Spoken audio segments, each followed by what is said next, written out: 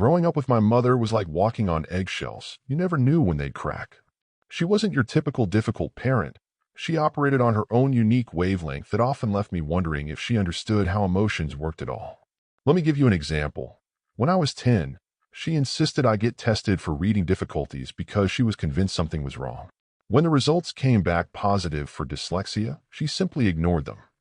I didn't find out about this until I was 22, when she casually mentioned it over dinner like she was talking about the weather.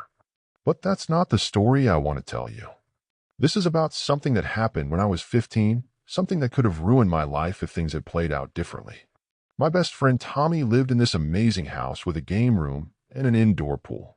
His parents would travel frequently for business, and being teenagers with questionable judgment, we saw these trips as perfect opportunities for small gatherings.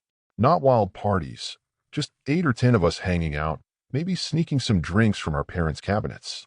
One summer evening, we were having one of these get-togethers. Tommy's parents were in Vancouver for a conference, and we told our parents we were having a study group for the upcoming school year. Everything was going fine until Tommy's aunt showed up unexpectedly to check on the house. She found exactly what you'd expect, teenagers being teenagers. Some were playing pool, others were swimming, and music was playing a bit too loud. I was walking back inside with my friend's cousin, let's call her Rachel, after we'd been talking in the garden. Nothing inappropriate had happened, we'd just been flirting and sharing a few innocent kisses like most teens do. The aunt called everyone's parents, and we all got grounded. It should have ended there. But somehow 3 weeks later, my mother got a call from Rachel's mom. I was in my room when my mother burst in, took away my gaming console and TV, and told me I was grounded indefinitely. She didn't explain why, just said we'd discuss it tomorrow when the adults decided what to do. I spent that night trying to figure out what I could have possibly done to warrant this punishment. The next morning, my parents sat me down and dropped a bomb that would change everything. Rachel's mother had accused me of assaulting her daughter. I was stunned, horrified, angry. But most importantly, I knew it was completely false. Rachel and I had only ever shared a few kisses, and we'd both been completely willing participants. We'd even talked about taking things slow, because neither of us had ever gone further than kissing with anyone before. Let me tell you something about myself. I developed a backbone pretty early in life.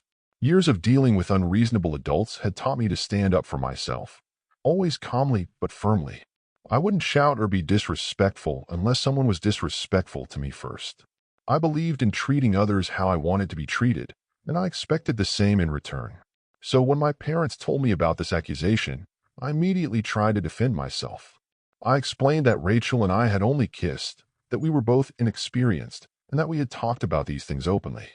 But my mother just sat there with that blank expression she always wore when she'd already made up her mind about something.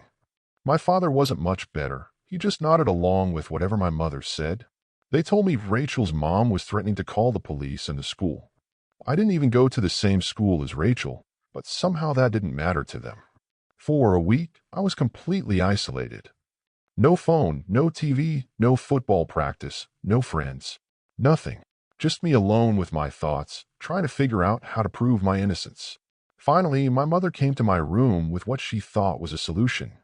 Rachel's mom wanted me to apologize, not to Rachel, mind you, but to her.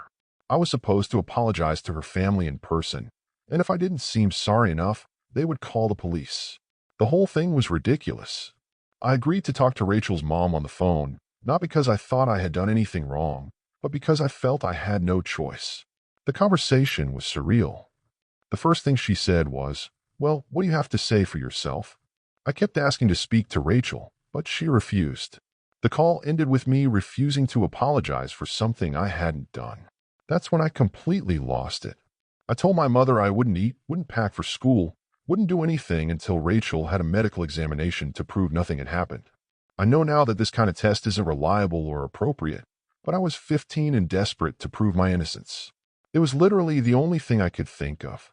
My mother must have relayed this to Rachel's mom because the next thing I knew, I was being told that Rachel had been examined and was proven to be innocent of any wrongdoing.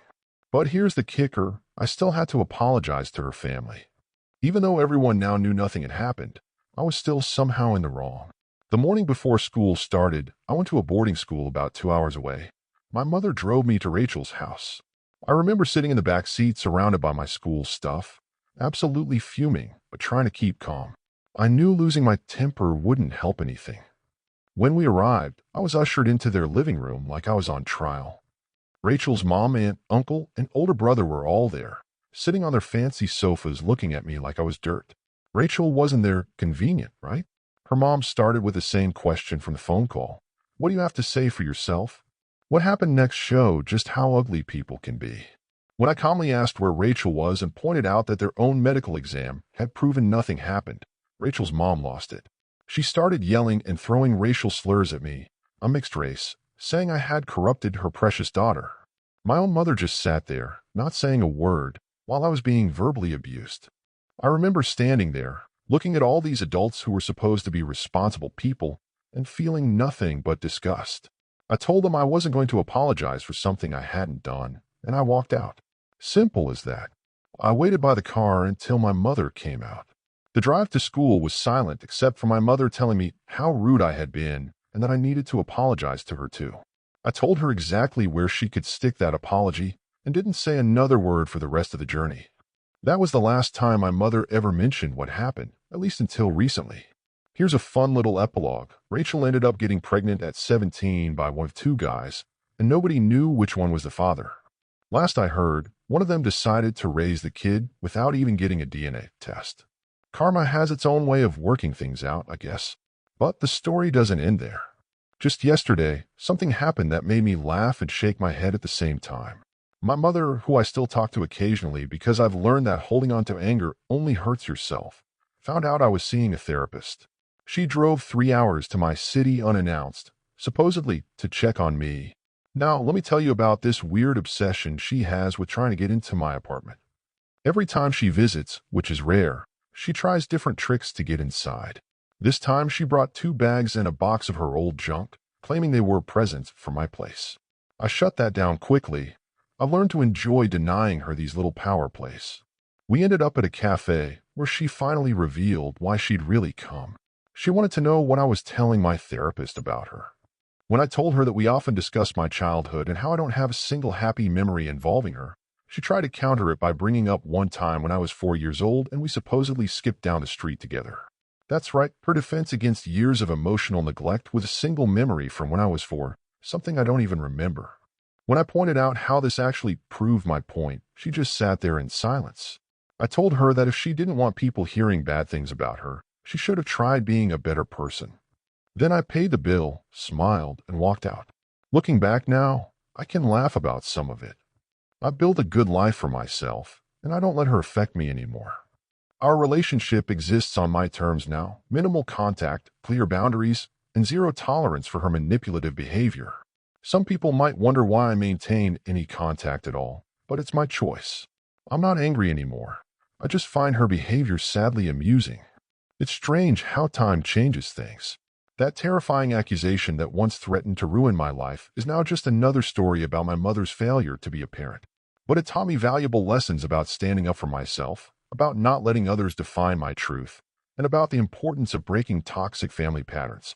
I still believe in treating others how I want to be treated, but I've added an important caveat. Respect yourself enough to walk away from those who don't return that courtesy, even if they're family. Sometimes keeping someone at arm's length is the healthiest form of forgiveness you can offer, both for them and for yourself.